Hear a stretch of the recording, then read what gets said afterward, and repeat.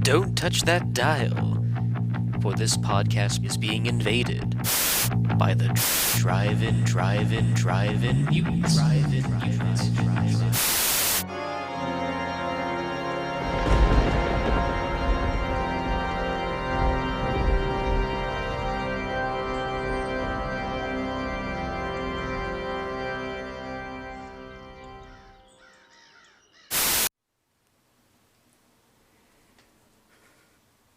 I never thought I'd see the day I'd be trapped in my own room for weeks on end. All because of that thing won't leave my door, offering me a Zagnut. Zag, nut. What? Okay, it's only been a matter of minutes. But still, when you got a hungry stomach, it feels like weeks. This isn't ever a good excuse to try one of Digit's new inventions. The teleplate. Alright. Give him a call right now.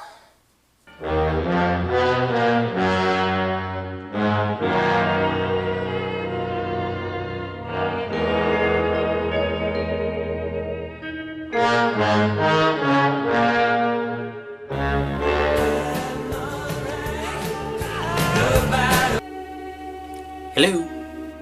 Yeah, you still got me cornered. Do you have dinner prepared? As we speak, there's a nice little ham and cheese sandwich with a delicious soda waiting to be delivered straight to you. Wait until DoorDash hears about this one. Just hang tight, okay? It'll be over there in just about 60 seconds. Which one did the combination? I believe it was... Seriously, can I do something about those flies?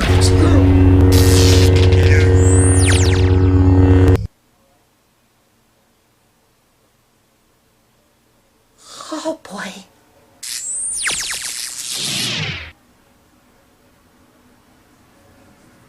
Oh, it's done.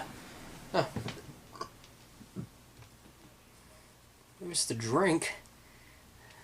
Where's the sub?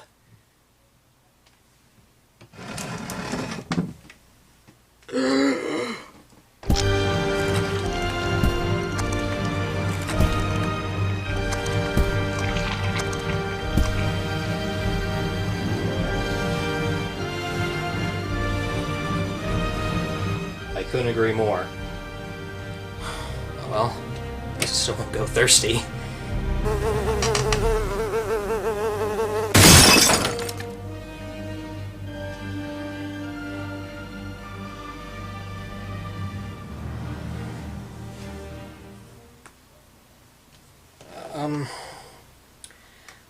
Digit? I think you might have made some, miscalculations on your end about this.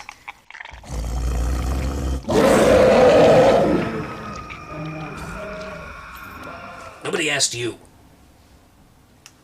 Play the intro. I bid you welcome.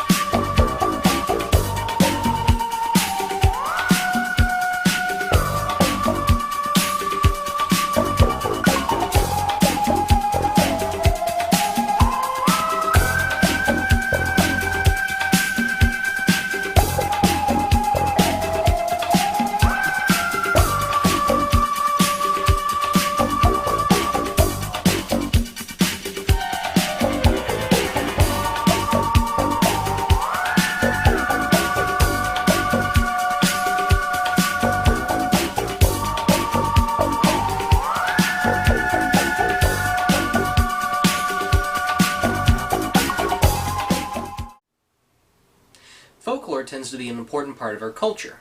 The creatures and mythos, vampires and werewolves that we get today normally stem from stories of good versus evil, or just some character coming across another monster. And boy, the 1980s were full of things like that. But normally it wasn't about the creature or the character or the thing the tale was envisioning in question. It's how you tell the story to your audience. I mean, supernatural materials hold no bounds, but execution is a very key factor here. And such is the case of today's culprit, the Golden Child. And before we dive right in, I just want you to know, I like this movie. I do. I really do. The problem is, when you really get into the behind-the-scenes chaos that happened, it kind of paints a clear picture of what happened in the final run. You've been taken by the city. If one were to dive into the origins, they would be surprised to see how turbulent of a journey this was.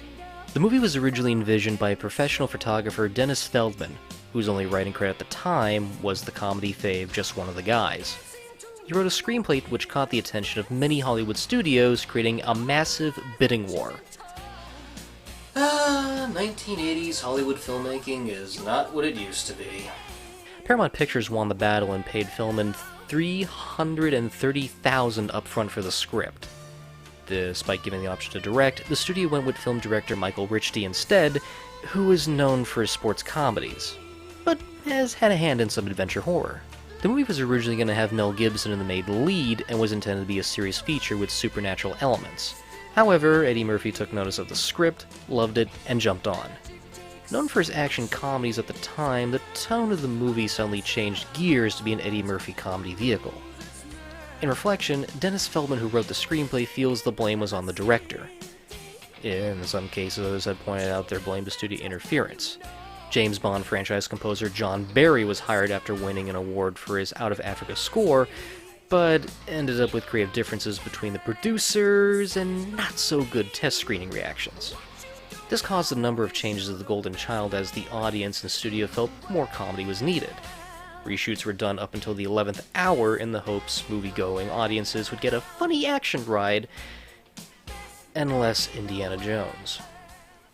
We'll get back to what the final result was at the box office, but first, let's take a look at The Golden Child itself.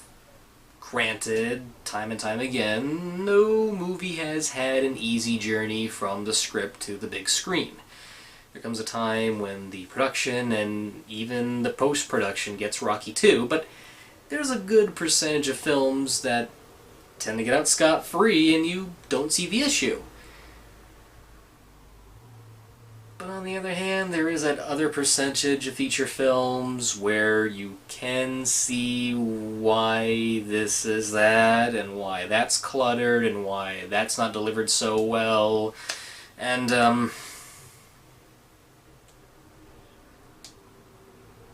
I think I've made my point pretty clear. Our hero for the evening is Chandler Jarrell, a social worker who seeks out missing children, and he is played by... Oh, do I even have to say his name? You already know who it is. Butt Pie is a sequel to a book written called Butt Cake. Very popular at the newsstands, but this butt with cake all over it. Chunky asses. For those who have been living under a rock, there was a time when Eddie Murphy rocked the nation in the 1980s. He made a killer debut on Saturday Night Live, his stand-up was highly praised, and made box office gold with 48 Hours, Trading Places, and Beverly Hills Cop. Eddie Murphy is a comic legend. The timing, the energy, and the characters he creates are quotable and memorable. And the same can be said for what he does here. Right away, we get an idea who Chandler is. He's crafty, but holds a good heart. Street smart like Axel Foley, but serious about his job. Granted, this was new at the time, given Eddie performed a lot of characters that were loud and hinted in urban history, but that is what made Axel Foley and Billy Ray Valentine memorable. The only standout element of Chandler is the occupation he's given, but even looking past that, Eddie still gives an entertaining performance. Just watch his first scene where he's trying to get his word out on a missing child on television. Yeah. Listen, I'm looking for this girl. I hope you're not nervous, which is perfectly normal because this is my 5th show, and I'm still nervous. She's 16 years old. Her name is Cheryl Mosley. Thank you so much, Chandler. Now let's talk about tortoises. Judy, what have we got here? This is great. Oh, this is Teddy, and he's 80 years old. And 80? darling. He's wonderful. Teddy can kiss my ass. Listen, I'm trying to find this girl. Okay, her name is Cheryl Mosley. If you have any, Thank you, John. No, shut up, man. If you have any information that leads to the finding of this girl, I'd appreciate it if you contacted me. Yo, hey, if you don't put the camera over, I'll bust your ass, man. There is something genuinely funny about this that feels like it was taken right out of a Saturday Night Live sketch. Eddie is trying to do a good cause, and the host just doesn't care. In fact, it sounds like something straight out of a Michael O'Donoghue sketch. But with good comedy, there comes a clash in dramatic tone. Especially considering what we find out with the girl he was trying to find. That her? Yeah, that's Cheryl Mosley. Yikes! And that's one issue I do have with this movie. As good as the comedy is, The Golden Child was intended to be a much different creature. One minute we have a funny moment, and then immediately we're plopped into a dramatic situation. It's like when someone is telling a joke and by the time we laugh at the punchline, you get a deep punch to the gut. But let's just say for the sake of argument, it's a play on expectations. In that case, let's try another scene then to test that little theory. A little while after, a woman named Ki Nang appears, played by Charlotte Lewis. She requests him for a case, but Chandler turns it down. Ki eventually convinces him the dead girl he was going after was connected to her case, and she takes him to a Chinese herb shop. He meets a mystic expert played by James Hong, and a creature that is half woman and half dragon. The dragon lady named Kala explains the basic exposition, and Eddie, being Eddie, gives the traditional response. Well, could you tell me why the people that took him are trying to make him eat blood? Nothing in this world will hurt him. But if he were to pollute himself with anything impure, he would become vulnerable. Do you have any other questions? As a matter of fact, I do. What are you doing this weekend? Because your silhouette is kicking. This is the chosen one. Okay, that was really funny. And then it gets followed up with some really awkward stuff like this. Where'd you find her at? She is the librarian of the secret repository at Palcosin. She's over 300 years old. And how'd she manage that one? One of her ancestors was raped by a dragon.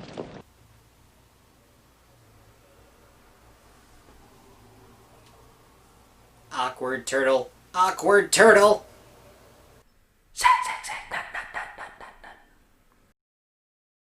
Don't make it any worse! So the plot surrounds a mystical Tibet boy called the Golden Child, a kid so powerful he can actually bring dead things back to life.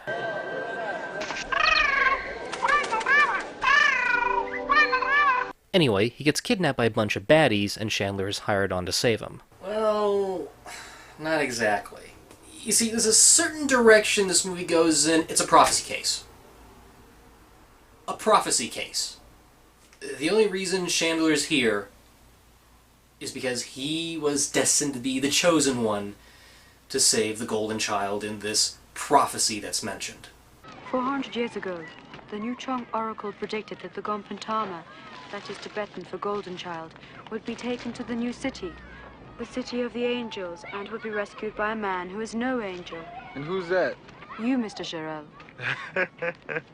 Yeah, right. Okay. The prophecy trope is not bad. I mean, it's been the center of many Greek myths and my all-time favorite movie, The Dark Crystal. But just for once, can't we... Mono myth! Move on before I anger another film buff many miles away from here. How does she bleeding? You hear me all the way... Never mind. So the kidnappers are led by our villain of the evening, Siddhartha Numspa, played by the always awesome Charles Dance. And yeah, on paper he's very much the generic servant of evil, but what saves it is Charles Dance's performance. Even if Dance is typecasted in villain roles, you can just tell how much he loves doing it. Even in interviews, Charles Dance mentioned how he loved doing improv with Eddie Murphy for scenes like this. You've no idea who I am, have you? Yes! Yo saldo noopsie! Look, I don't care who you are. I do care that you kidnapped a little kid, though. I could destroy you, just like that. Well, we wouldn't want that. Listen, bring me the boy, and I'll give you the knife. And then no one will have to be destroyed just like that. Wow. That is just mind-blowing. Charles Dance, Benedict, from Last Action Hero, is trying to one-up Axel Foley. This is just amazing. But then again, it does give way to one questioning why there isn't one big shared universe with this character. Really think about it. Benedict steals the ticket from Last Action Hero, jumps into the Golden Child, then he goes after James Bond in For Your Eyes Only, makes an attempt to capture the Xenomorph in Alien 3, unleashes King Ghidorah in Godzilla King of the Monsters, and then he tries to win the Game of Thrones. An entire shared universe of Charles Dance villains. It's so beautifully foolproof. But oh, if only it was real. In fact, Numspa is so evil he has Frank Welker for a boss. But why is the child still alive? You have no reason to fear him. He is surrounded at all times and in all the four directions by evil. Do not underestimate the power of good, and do not dismiss the strength of the child. Time grows short. The child will never eat the blood. Okay, I know I haven't chatted much about the special effects because I'm saving that for later, but I do have to gush a little here. You see, ILM was behind a lot of the creature work and special effects, and to think, an assortment of miniatures, optical effects, and matte paintings can effectively present what a true vision of hell should really look like. I can already feel the flames coming through the screen as we speak. Chandler makes a deal with Numspa to retrieve the Ajanti dagger in exchange for the child, unaware Numspa plans to use it to kill the child. Yeah, there's kind of an issue I have with that. You see, throughout the whole movie, Numspa tries to make the child impure by means of eating porridge mixed with human blood. A nasty idea, but you'd think they would find a more clever way of injecting it into things like water or using it as a sauce for food. It's a nitpick, but I can let that slide a little bit. Second, the Ajanti dagger is located in Tibet. And only the Chosen One can get it. And if that wasn't confusing enough, the Golden Child is located in Los Angeles. Now, I understand that Eddie Murphy's character doesn't know the Golden Child is in Los Angeles, but this whole idea of the Chosen One flying all the way out to Tibet just to get this mystical element and then fly back to Los Angeles is a little too complex for me. And I understand they have a ticking clock element where the Golden Child is eating mystical herbs to avoid eating the tainted Quaker oats, and he's down to what little there is left. But I just feel like one big missed opportunity is here. Couldn't you just have the Ajanti dagger in Los Angeles, which would explain why Charles Dance's character is there with the Golden Child to somehow get the two and save time on many things? Or, to make it more interesting, why couldn't you just have the whole movie set in Tibet? I mean, after all, if you're writing Eddie Murphy's character, Chandler, to go to Tibet to get this mystical element, why not put the rest of the feature there? It would give a lot of leeway and actually a lot of opportunity to play around with the culture and expand more on mythical elements.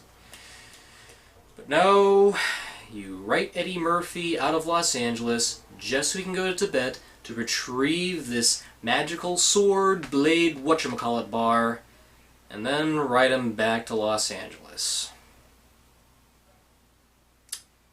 How riveting. Thankfully, the scenes in Tibet are not too bad. They contrast the bright and urban feel of Los Angeles and give off a sense of danger. For even the alleyways are home to those who survived by getting their legs eaten off by a graboid. I'll buy one. Okay, let me have the blue one.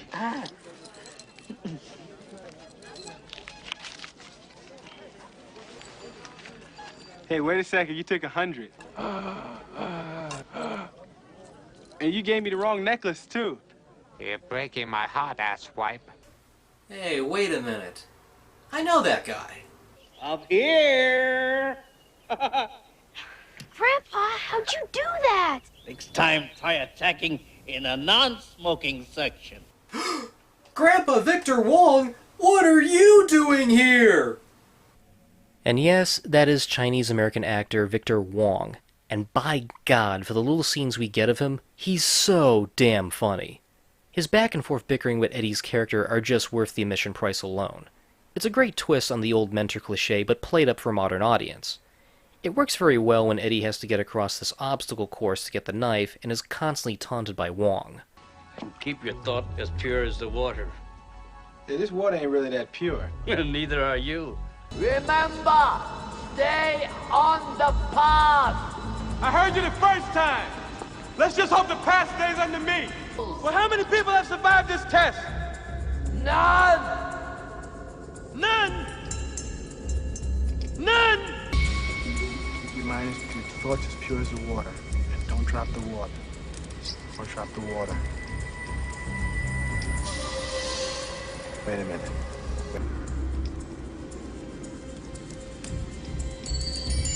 Joke's on you. I switched the water out with Crystal Pepsi. Now I have to do the whole obstacle course all over from the beginning.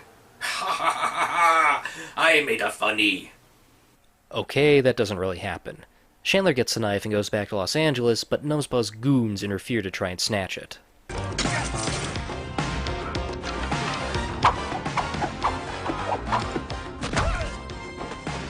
Pause. Okay. For a good bulk of the episode, I haven't brought up Charlotte Lewis's character.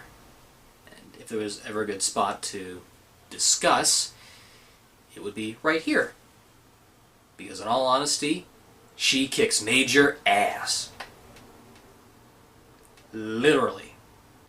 Seriously, I like how Key switches from acting kind and noble to a martial arts weapon when the moment calls for it. She is to me the Bond girl that should have been. She is this movie's Marion Ravenwood. Behind the lair of a kind-hearted woman is a pure fighting machine. Even during a wet t-shirt fight, she still keeps her coolness.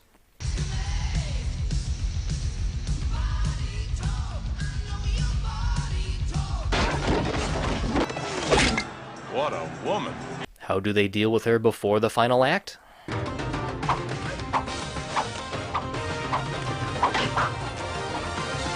Message for you, son.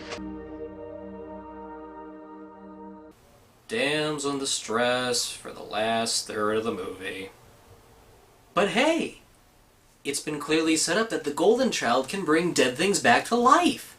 So clearly this gives all the more better excuse for Chandler to go and save the Golden Child.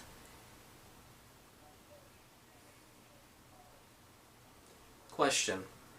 Would this count under that women in the refrigerator trope? Just curious.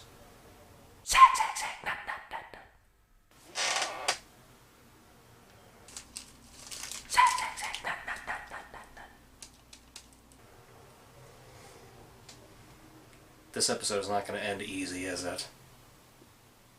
In fact, the final third of the movie can be described as a special effects show. And that's a great way to summarize it, seeing Phil Tippett and ILM did a lot of the special effects. Some of them are actually really good. Early on, there's a scene where the Golden Child brings a can of Pepsi to life, and I'm certain it's the one scene everyone will take away from.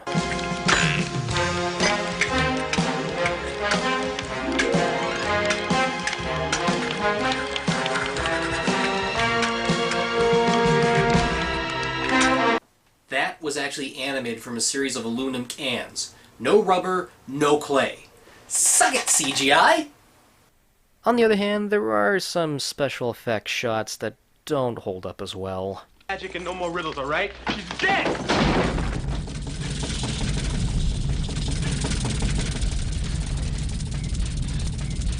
Yeah, that reveal has always kind of bugged me.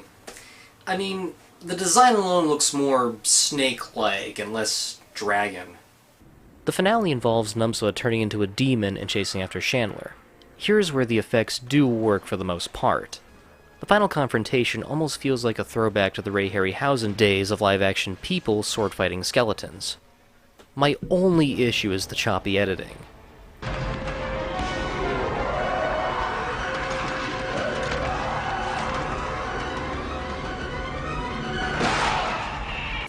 Excuse me! I'm going to explode! Thanks to an issue of Cinefex, it was revealed that there was much more the demon involved, but it was cut down from the test audience reactions.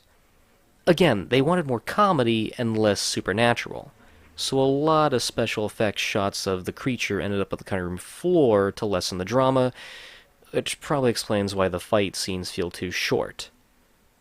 A test screening reaction causing the ending of a movie to change? Sound familiar? Well, don't get me started. And speaking of similarities, it's no secret that this movie came out the same year as another highly anticipated martial arts big-budgeted blockbuster flick. A tiny John Carpenter movie titled Big Trouble in Little China. It's more ironic as Carpenter was asked to direct The Golden Child, but passed. Not to mention Big Trouble also had Victor Wong and James Hong. Upon learning how close both movies were to release, Carpenter got his butt into gear and tried to get his movie out first. He did manage to beat the Eddie Murphy vehicle to theaters in the summer of 1986, but with a cost. Big Trouble in Little China ended up being a tragic bomb at the box office, but has gained a lot of love on home video. Crazy as the movie gets, Carpenter managed to provide a thrilling and fast-paced ride to remember with quotable lines and fun characters. You know what old Jack Burton always says at a time like this? Who? Jack Burton. Me. Old Jack always says, what the hell? Oddly, when rewatching a Monster Vision airing of Big Trouble for this review, I discovered a certain promo that appeared at the end of this airing. Search for The Golden Child with Eddie Murphy. Tomorrow night at 8, the new classics are on TNT. This movie is practically haunted by The Golden Child. How ironic. As for The Golden Child, it did manage to gross $79 million, but Paramount Pictures deemed it a financial disappointment compared to the $230 million Beverly Hills Cop grossed. It was another case of, we say this movie didn't do well because it didn't outgross the other! Seriously. It's the same Bolshevik excuse they gave back in 1976 when King Kong didn't do well at the box office because it didn't outgross Jaws. I'm not kidding. Look it up. Anyway, contemporary reviews range from mixed to negative, and even Eddie Murphy went as far as to disown it upon bouncing his career with Beverly Hills Cop 2 and Coming to America, which went on to be bigger hits. And as for its life on home video and cable, it did get better. Okay, this movie has issues. But there are good things that keep The Golden Child entertaining.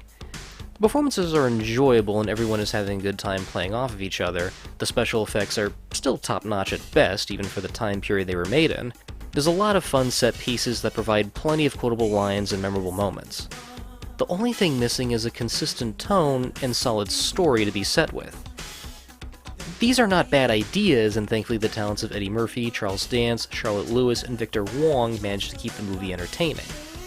Despite the flaws, it's a crowd pleaser at best, but considering how much the script differed from the final cut, the only lingering thought left is how more interesting this could have been if placed in different hands and played up more serious. If anything, this once again proves that with the right talent, a good product can be made, as opposed to creating something that has its tones of comedy and fantasy constantly clashing and battling with each other. The Golden Child is not a bad movie by any means. It's just lost between what kind of tone it's going for. Compared to other 1980 movies like Ghostbusters and Back to the Future, its only lacking element is focus on where its heart needs to be. Regardless, should you see this? And the answer is yes. Clocking in at exactly 90 minutes, this is actually not a bad time killer. There's some fun moments, and while the fantasy stuff are not as interesting as you'd expect, there is some good comedy and display of chemistry all around with a lot of the cast. And I didn't even show half of the really, really good stuff in this episode. Hey, Bird! Did you just see a little Hare Krishna midget in a tree? And Kyla, you're not a normal chick. You're too shy and need to open up. You can't sit in this basement naked, smoking cigarettes, looking at soap operas for the rest of your life. Yeah, we better have a bachelor where we going. Because my ass is frozen to this yak. I just want some chips. I want some chips, that's all. All I want some chips. See, the chip, that's it. Turn that over, man, it's burning. It's burning, turn it over, it's burning. I just want some chips. I want the knife. Please. Well, I am dreaming, so I can pretty much say anything and get away with it. So I think I'll say, from my heart, kiss my ass. There's the ground. There's the ground, Monty.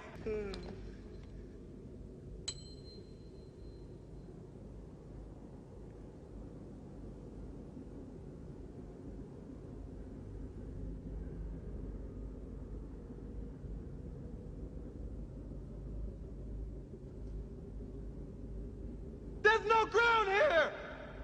My dear sweet brother Noopsy! I can see you're busy right now. Come back some other time. I got the knife! Now turn on the goddamn light! And while it's nowhere near as classic as, say, some of Eddie's other works, it's still highly quotable. Give it a chance and you just might like it.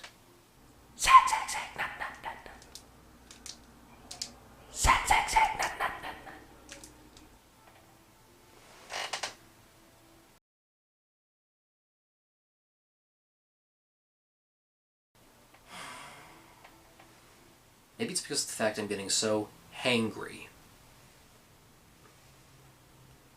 But this has gone on for too far.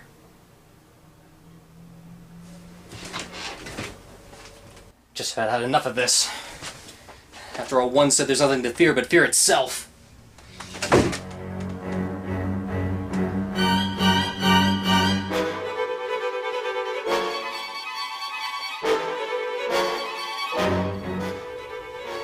I always envisioned my life would end somehow like this.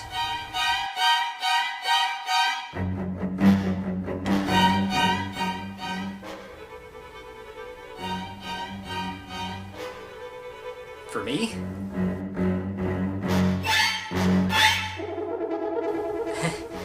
Shouldn't have.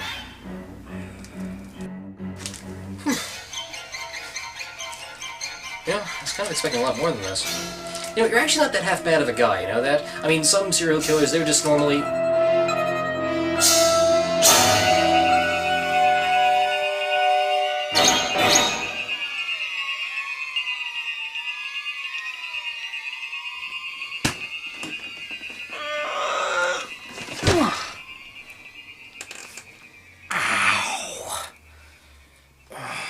Serial... what?